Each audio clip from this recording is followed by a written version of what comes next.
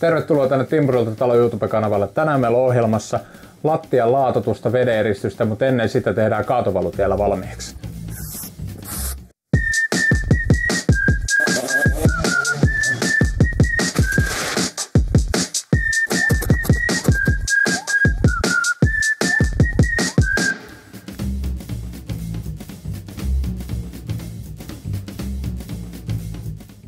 Sitten jatketaan lattiavaluhommia. Seuraavaksi meillä on ohjelmassa tämän viistovalun tekeminen.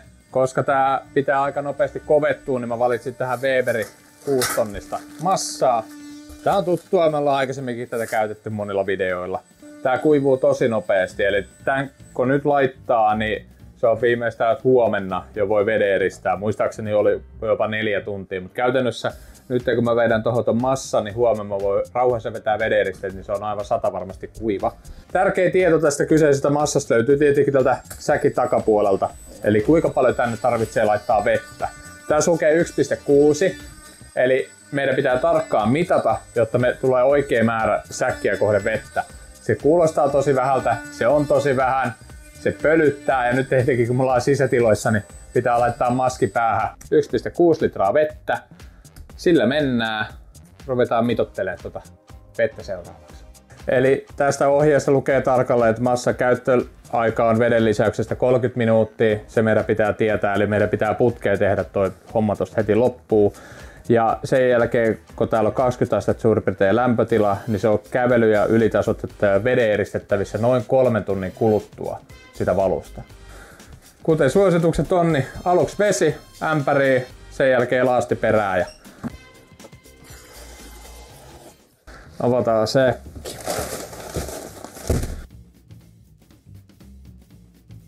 Mä laitan ihan vielä kaikki, kun tää on sen verran järeitä tää massa, niin helpompi sekoitella. Mulla on nyt viispilänä kokeilussa ekaa kertaa elämässäni kokeilin, miten toimii akkuvispilä. Eli hikoki. Ja sit siinä on kollamiksen vispilä päädyssä. Katsotaan miten pelittää. Sitten lisätään loput.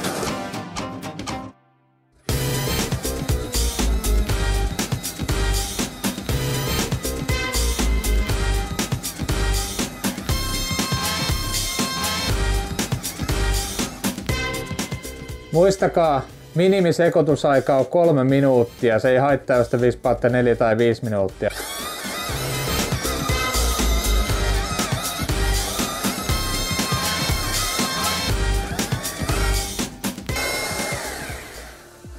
Kuten näette, niin se on tosi kuivan näköistä. Niin syy minkä takia mä en laita kaikkia kerralla on se, että se on vaan helpompi sekoittaa.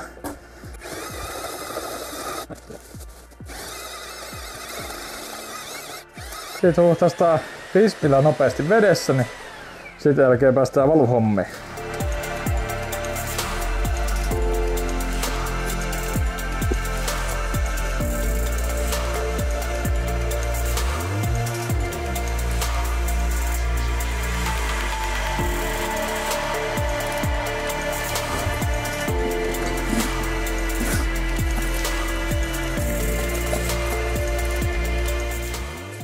Tää on kans pirun haastava homma saada tää oikeesti painettua tänne tiiviiksi, etenkin kun nyt on niin matala kerros, niin sen takia mulla on täällä lankku ja avasarat.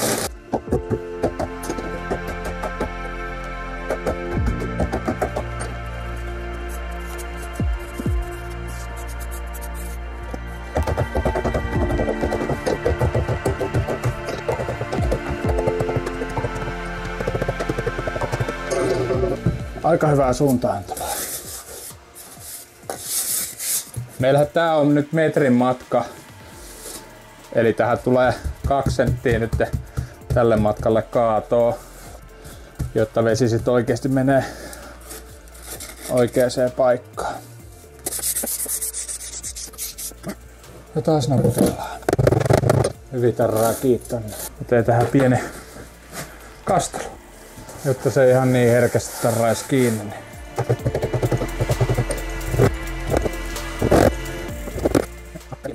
Hierotaan se pinta vielä kiinni.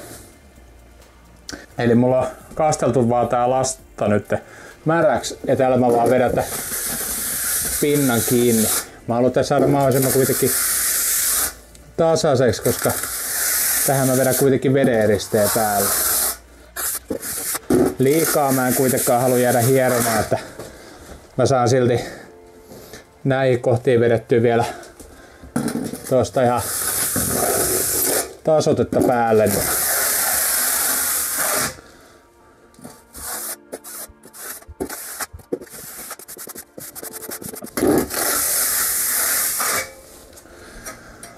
Sanoisin, että se on melko hyvä.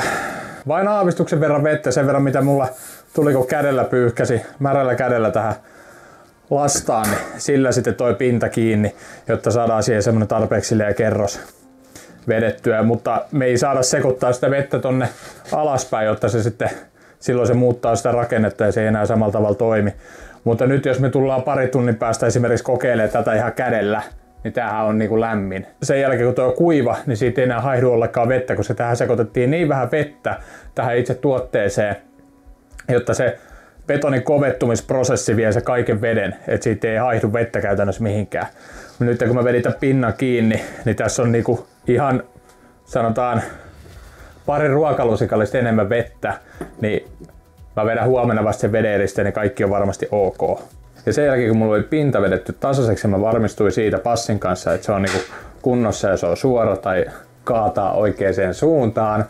Niin sen jälkeen mä sitten ihan hanskalla pyöritin vaan ton pinnan karheeksi. Kun mulla on tämmönen kumipinnotettu hanska, niin mä sain sillä tehtyä vähän tommosen niinku karheimmaksi ton pinnan, niin siihen sitten tarttuu se vedeneriste vähän paremmin. Ja sitten mikäli tähän nyt jää jotain pienimuotoista kökköä johonkin, niin sitä voi semmosella hiontakivellä sitten työstää jopa ihan tuossa parin tunnin päästä. Että ihan vielä mä en uskalla tuohon astua, mutta 2 tunnin päästä siihen jo uskaltaisi ja tähän sitten melkein heti perään, että vähän on vielä kosteita se puoli. Mut joo, huomenna päästään laittaa vedeneristeet ja sen jälkeen kun vedeneristeet on valmiina, niin laatottamaan. Nyt meillä on kaivosuojakin otettu. Mä oon imuroinut huolellisesti tän lattian. Seuraavaksi me ruvetaan laittaa sitten meidän Weberin MD16 primeri tähän lattiaan.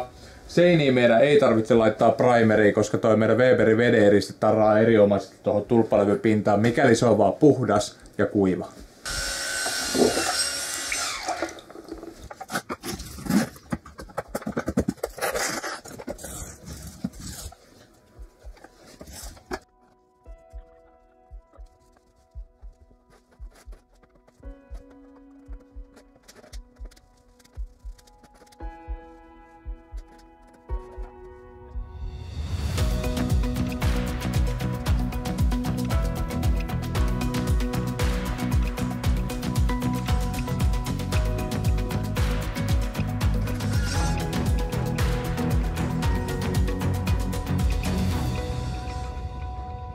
Se on siinä. Ekana me laitetaan tähän linjalattia kaivon päälle vedeneristys. Mulla on tämmönen Weberiltä valmis tämmönen palane, jolla saadaan se tehtyä. Sen jälkeen me ruvetaan askartelemaan noita nurkkanauhoja tonne. Mulla ei ole mitään valmiita kulmapaloja, ne oli rautakaupasta loppunut. Niin joudutaan sitten tehdä perinteisellä tavalla, eli taitella näitä tonne nurkkiin. Aluksi laitetaan nurkat, sen jälkeen lähdetään vetää sitten näitä niin kun vaakoja ja sitten pystysaumoja. Ja sen jälkeen kun ne kaikki saumat ja kaikki vedeneristysvahviken kankaat on laitettu sinne, niin sen jälkeen tää vedetään kauttaaltaan läpi. Mutta kuten muistatte, meillä on seinissä tulppalevy, niin nää ei tarvitse vaakasuuntaisesti vedeneristesaumoja, eikä tää tarvitse muutenkaan levy. Ainoastaan nurkkasaumoihin ja noihin liitossaumoihin, mitä tuolla on välissä. Päästään aika pienelle vedeneristykselle, ei tarvitse kuin lattia, nurkat ja noin nauhat tosta laittaa. Mutta ekana pitää irrottaa täältä toi vedeneristeen rengas, mihin tulee siis tää vedeneriste kiinni.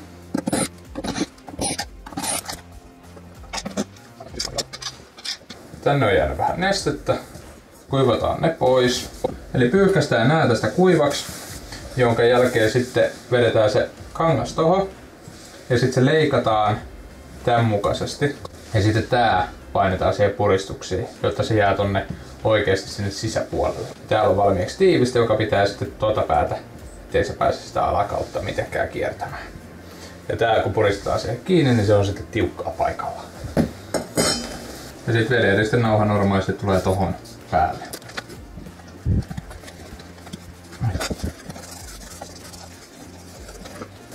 Hierotaan oikein kunnollisesti sinne paikalle. Tässä on tosissaan valmiiksi tommoista massaa, että se jää sinne kiinni. Mä hieron ja venytän sen nyt sinne paikalle, koska sitten kun tässä on vedenristeet, niin voi olla vähän sotkusempaa hommaa. Ja tossa nähdään toi sisäpuolen leikkausreunakin hyvin. Saadaan siihen kivat jäljet painamalla. Noin. Siitä puolesta on sitten leikkaussauma, mutta se tehdään vasta sitten myöhemmin.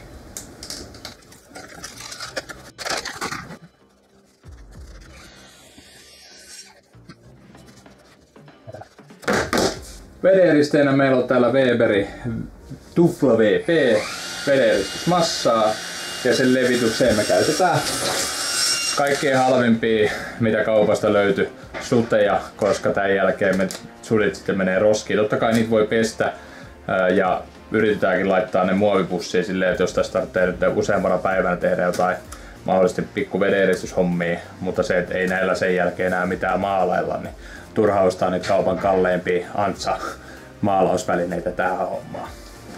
Jos teillä on sakset työmaalla, ne on vähän näppärämmät kuin tää mattopuukko tän leikkaamiseen. Sitten voidaan askartaa. Laitetaan aluksi kerran. Tosissaan limityksessä näissä on aina se, mitä pitäisi, niin 5 senttiä laittaa. Näin ikään. Jos teillä on nitriittipohjaisia hanskoja, niin ne on hyviä näissä hommissa, kun niistä ei tule tää läpi, mutta tää lähtee aika helposti sormistakin kyllä, että ei sen puolesta tehdä täällä mömmyä tarpeeksi ja mieluummin reilusti, koska se massa pitää sieltä ton alapuolet lähtee niinku tulemaan pois. Ja vaikka tätä seinäähän me ei vedenristetä, niin meidän pitää kuitenkin vedenristää tää sauma. Niin siksi tää nousee nyt seinälle hiukan tää vedenriste, niin samalla saadaan liitoskohta varmasti tiiviiksi.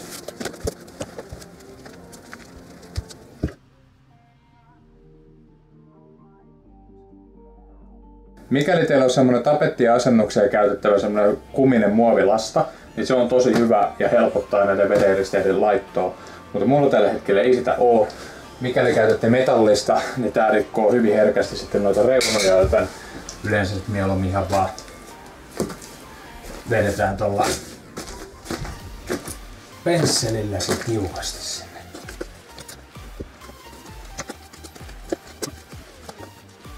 Siinä.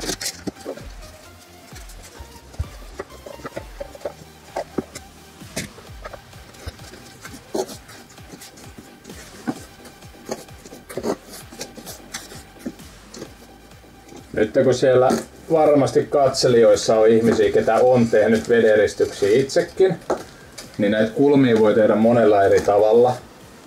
On monta oikeaa tapaa. Tärkeintä on se, että ne saadaan tiiviiksi ja sitten saadaan se liitos tehty hyväksi.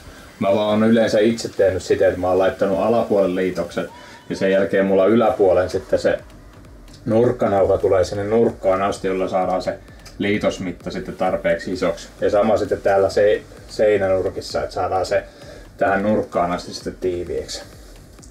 Ja sen takia mulla on jäänyt tää tapa päähän.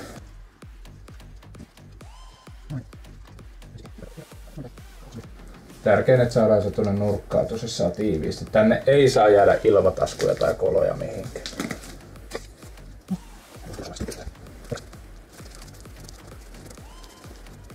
Reilusti massaa siihen päälle, koska nyt jatketaan tätä asentamista sitten. Täällä on tämmönen pikku lipari. Saadaan sen alapuolelle laitettua.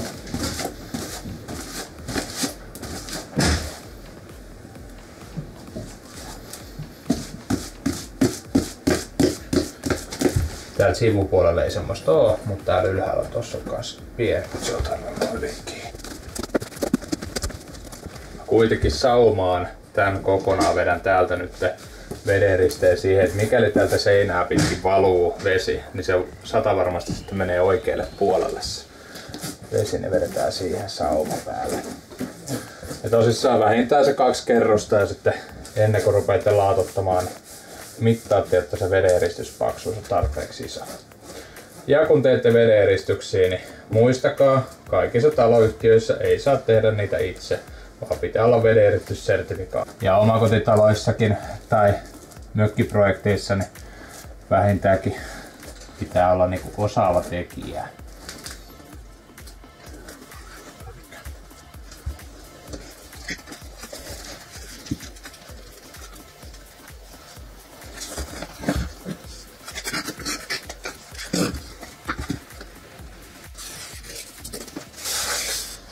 Noin, nyt meillä on reilusti sitä mattaa pohjalla. Tänne voi hiukan laittaa. Idea on nimenomaan se, kun tää laitetaan sinne, niin se oikein jää tänne kiinni ja jopa turpoo näistä raoista sitten vähän.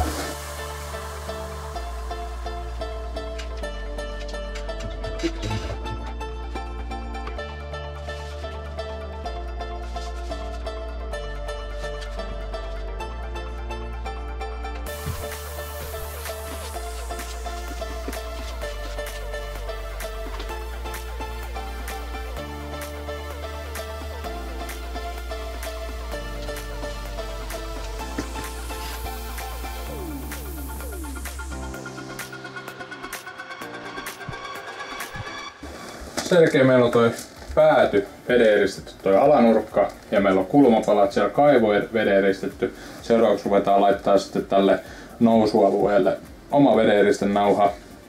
Sen jälkeen laitetaan se siitä poikki ja sitten tuolta tulee taas uusi vedeeristenauha sitten tähän, koska vähintään pitää olla se 5 senttiä liitos noissa nauhoissa, niin me ei voida kuitenkaan yhdellä nauhalla tehdä tätä, kun tässä on aika jyrkkäkin kaato tässä suikukohdalla, niin se ampuisi tuonne seinälle tuo meidän nurkkanauha, jos vedetään sinne asti.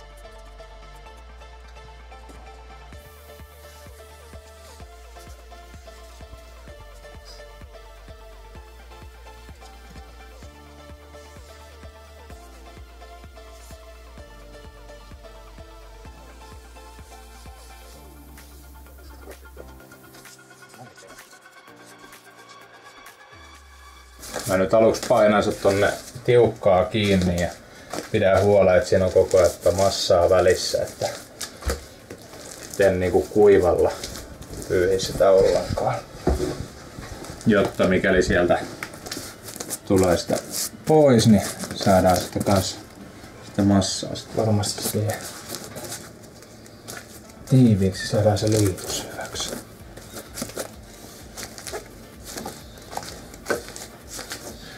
No, nurkkakohdat on aina se ikuinen haaste, niiden kanssa kannattaa olla tarkkoja, koska etenkin sit siinä vaiheessa kun ruvetaan laatottaa, että jos teillä on nurkassa vedeeristenauha huonosti siellä, se että jos ei se ole ihan täydellisesti siellä kulmassa, vaan tullut vähän sitä niin kuin esiin, se ei tarkoita sitä, että siitä vuotaisi vesi, vaan se tarkoittaa sitä, että kun laatottaja tulee siihen laatan kanssa, niin se on hankala tehdä sitä nurkkaa niin kuin siistiksi, jos se sieltä tulee esille. Sitten nämä isot pinnat voi vetää ihan telalla, mutta mulla tosissaan on sen verran vähän tässä neliöä, niin mä vedän ihan kaikki sudilla. Ja sen jälkeen kun se on vedetty 2 kertaa tähän lattiaan, niin sitten voidaan mitottaa, että paljon siinä on, ja sen jälkeen sitten pääsisi laatuttaa, mikäli se täyttää sitten sen aikaiset sallitut normit. Mut joo. Ja se ei haittaa, vaikka teillä esimerkiksi massaa sen verran jää ylitteen, että haluatte vaikka vetää 3 kerrokseen, niin kukaan ei tule sanoa, että olette huonoja rakentajia, jos teillä on vähän paksummat vedeeristekanvat siellä.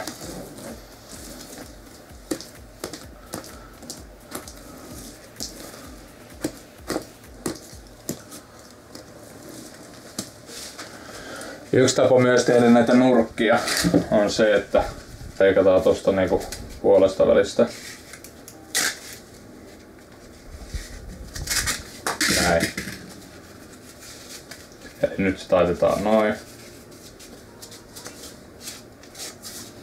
Ja sitten kun se laitetaan siihen lattiaan, se laitetaan tosta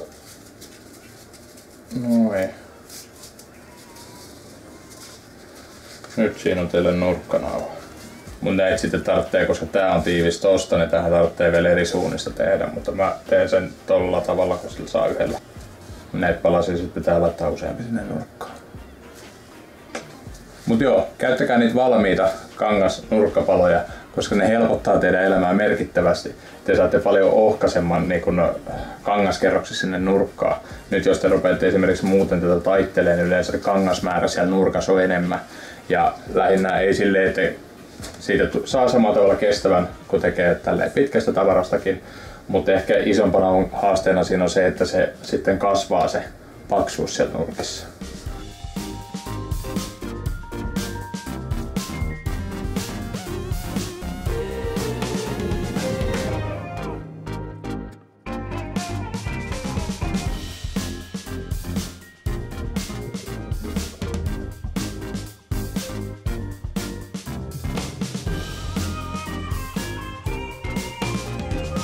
Normaalistihan kylppärit on tosissaan vähän matalempia kuin muu huoneisto, mutta täällä on jopa siten, että tässä suihkussa on kaikkein isoin huonekorkeus tässä koko rakennuksessa, koska tää tehtiin tähän kaatovalu erikseen. Että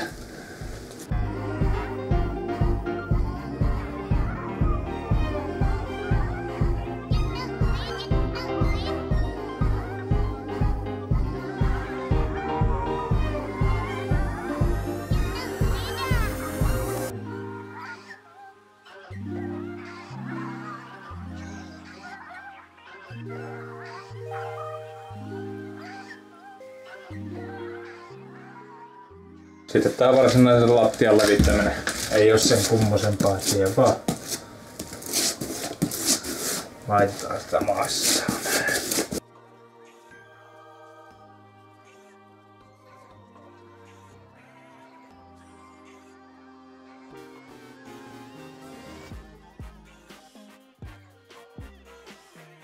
No niin, onko puhelin nyt vesitiivis? Joo, kato, kun mä ajattelen, että iPhoneen vesitiiviys ei ole tarpeeksi hyvä, niin kokeillaan nyt, miten se toimii, kun sivellään vähän vedeeristettä siihen ympärille. Toistaiseksi vielä toimii. Tosissaan puhelu tuli tossa ja mä sitten dorkana en tajunnut tästä vastata, vaan nostin puhelimeen. Ja nyt on kännykkä sitten vedeeristetty, että pitää odotella, että se kuivuu ja lähtee selkeä rapsuttelemaan sitä pois.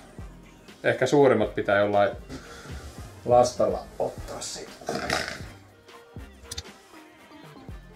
Toi latausportti vähän mietityttää, että mitäköhän sille on käynyt. Eka vedenristyskerros valmis. On eristetty puhelinta myöden kaikki. Laitetaan nämä sudit tänne valmiiksi odottamaan huomissa, niin täällähän ne nyt pysyy hyvänä eikä pääse kuivumaan. Ei muuta kuin lansit lukevasti kiinni ja huomenna vedetään toinen kerros. Koska meillä tulee klinkkerilattaa tuohon lattiaan, niin siitä tarvitsee olla tosi kallis ja hyvälaatuinen laattaleikkuri, jota tällä hetkellä mä en omista. Niin sit vedetään ihan akkurälläkellä siihen tietenkin sopiva terä. Tää on nimenomaan tarkoitettu laattoihin, niin ei muuta kuin maski päähän ja suojalasit ja sitten hyvä musiikki soimaa kovalla, niin mikäs tässä ajellessa.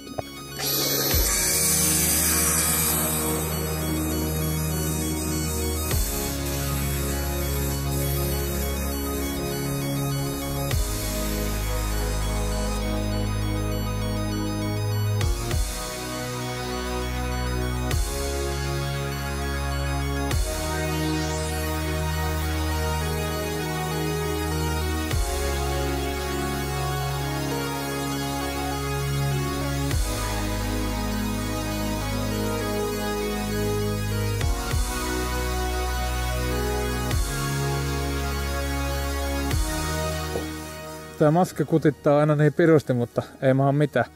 Sitten oli ihan siisti. Kyllä sitä kehtää asiakkaalle esitellä. Sieltä pitää tosta kulmasta ainakin leikata vielä vähän veksi. Mä veikkaan, että tässä on sama juttu. Tosta hiukan. Avarataan myöskin tätä päädyn kolosta, mutta tämän takia tää esiasettelu pitää tänne tehdä. Et etenkin näiden kohdalla, että tulee linjalattia kaivane.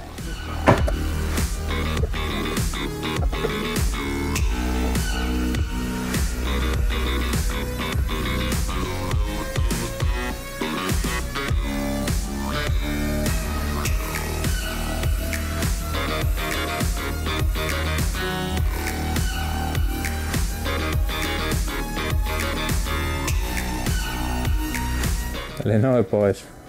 Eli mä käytän näiden laattojen asettelussa vähän apuviivoja, että mulla on tuossa viiva nyt, jotta mä näen selkeästi missä se kaato alkaa. Sitten mä pystyn vielä hiukan muutaman millin sitä tuosta siirtämään, mutta jotta mä pystyn mitoittamaan nämä laatat tänne paikalleen, niin piti tehdä tommonen. Ja sitten tässä laatotuksen edetessä niin mä vedän vielä lisää apuviivoja, jotta mä sitten on varma siitä, että tää menee sitten oikeassa linjassa. Jännitys tiivistyy.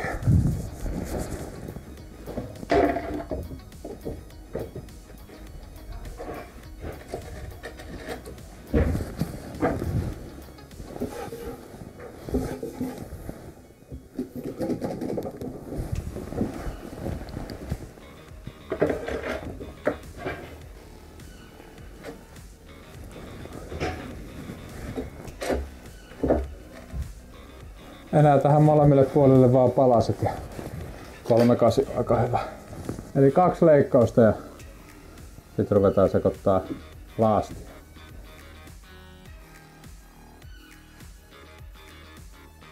Kattelee tuota mun viivaa, että kuinka suorassa se mun viiva on. Ei oo ihan millilleen, niin ei tarvitse sitä totella. No eiköhän siinä on nyt kuraa, millä lähtee leikkaamaan.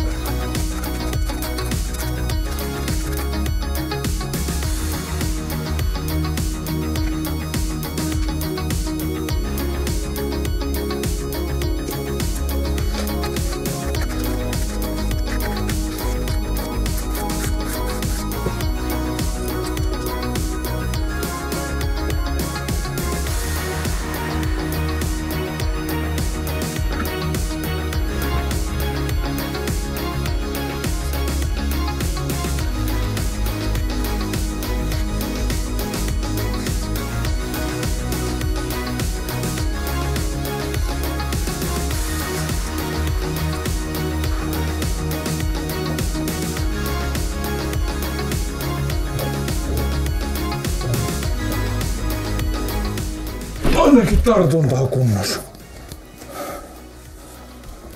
Enkä edes painanut vielä pohjaa asti.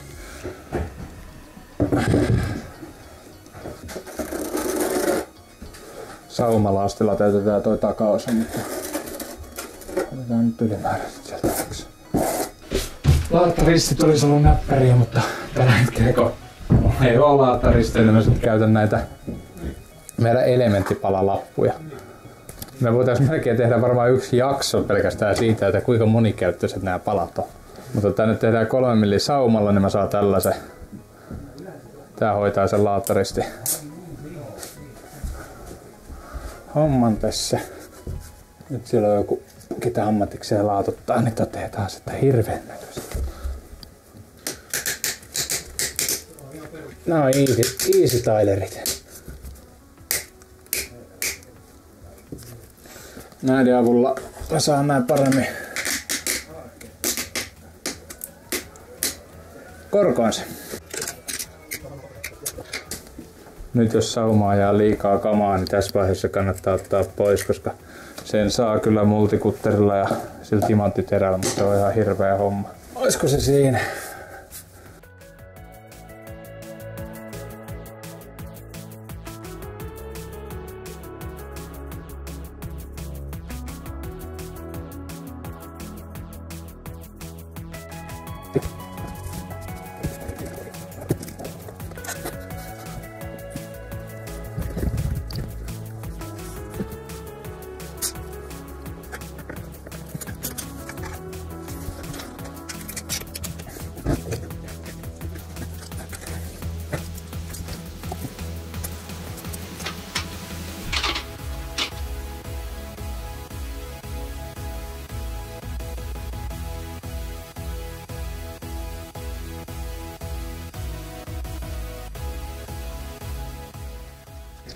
Jotkut kans tekee silleen, että ne vaan kostuttaa nämä laatot takaosat ja kampaa tuohon isosti, mutta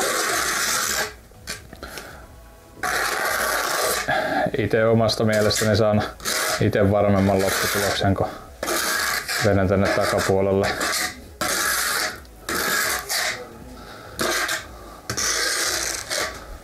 Kuten huomasitte, niin joutuu ihan oikeasti hikoille vetää sitä laattaa pois.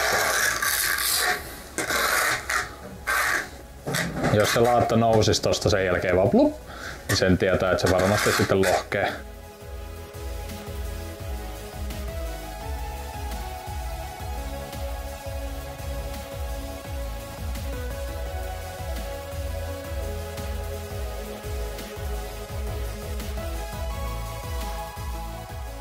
Ja että mitä mä teen? Mä teen saumalaastia tässä, että on niin pieni määrä, että vispilellä on hankala saada sekoitettua, niin sitten ihan suoraan putsikauhalla.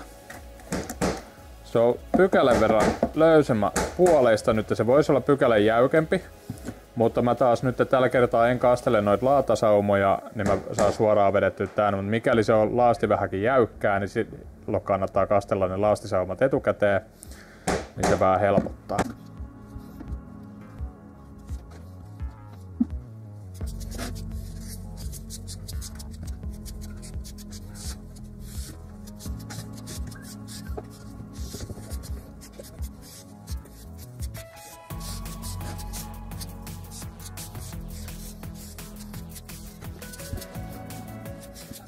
Tää on sitä leipomista käytännössä ja sitten sen jälkeen kun tää on kovettunut, niin sen jälkeen kun se pinta rupeaa olla silleen, että se ei enää tartu tälleen sormeen, niin sitten siitä suurin piirtein voi katsoa jo, että semmoisella kosteella sienellä sit voi lähteä tuota putsaamaan.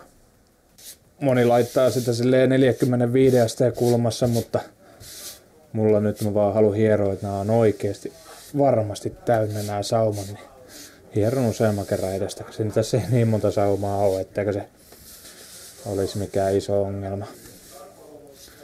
Tässä samalla kun tehdään näitä saumoja, niin toi kaivoympärys, niin siinä mulla pitää olla ihan pykälän verran jäykempää, että jos ei tää tässä väli kerkeä kovettua, kun tätä askartelen näihin muihin saumoihin, niin sit mun pitää ihan pykälän verran lisätä tuota saumalaastia tohon, niin, koska mun pitää saada tää tänne jäykäksi, jotta mä saan muotoiltua sen reunaan, jotta se vesi sit oikeesti laskeutuu tonne. Vuosikorjaushommissa on jopa tätä tullut laitettua ihan tuolla jäätelötikulla paikalla, jos jossain esimerkiksi niinku sauma on ollut vähän huono, niin, tai sieltä on lohjennut palanen, niin sitten tää on rapsutettu pois ja laitettu tommosella ihan jäätelötikulla. Eli nyt mä laitan tuolla saumalaastilla takaosan tuolta kanssa täyteen, jotta sinne sitten ei tule semmoista reikää, mistä pääsee esimerkiksi sitten nuo kaikki sampoot sitten jäämään. Niin vaikka se tulee kokonaan piiloon, niin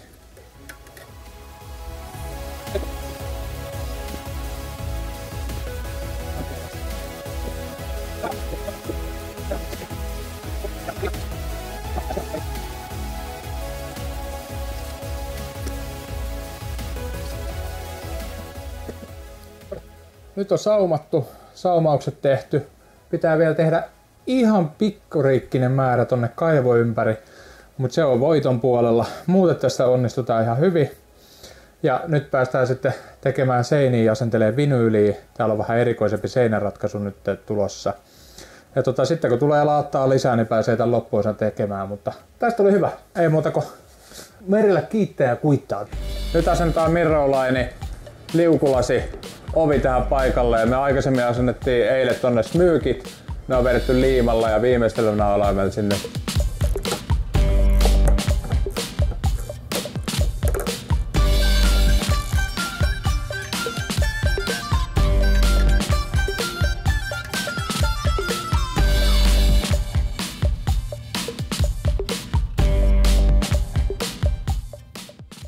Upotat nyt sen tuonne vesisankkoon. Niin luotanko siihen, että Apple sanoo, että on vesitiivis malli, niin... Sä saat uuden, jos ei oo. Niin, sitten kun tää kuvataan vielä videolla, niin sitten ei varmaan saako... Ne näkee, että tää on uitettu jossain muualla kuin vedessä.